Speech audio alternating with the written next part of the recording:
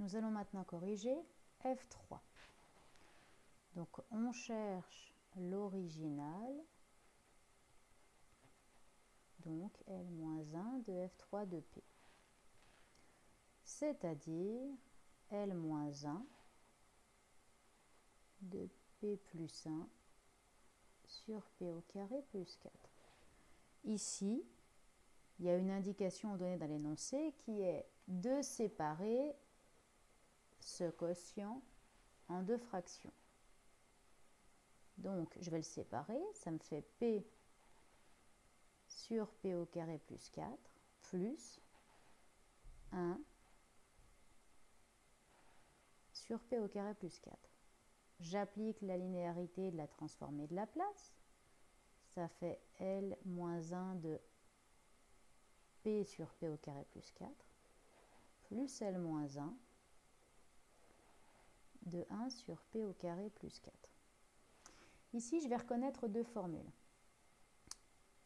Pour cette partie-là, c'est comme pour F2, c'est-à-dire je vais reconnaître L de sinus oméga t u de t qui est égal à oméga sur P carré plus oméga carré, avec mon oméga carré qui vaut 4, donc mon oméga vaut 2.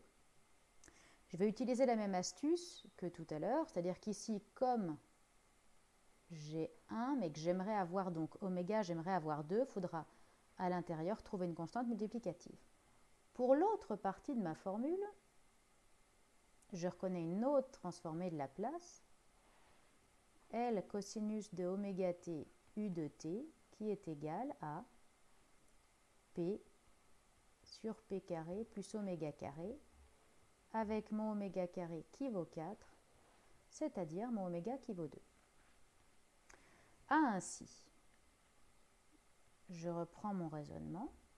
La première ici que vous avez en rouge, c'est exactement celle que je veux avoir. Je remplace donc. J'ai cosinus de 2t u de t. La seconde, j'avais un problème parce que j'aimerais avoir, moi, ici, j'aimerais avoir 2 sur P au carré plus 2 au carré. Qu'à cela ne tienne, j'écris ce que je veux avoir, 2 sur P au carré plus 2 au carré, mais comme je veux retomber sur 1, je multiplie par 1 demi.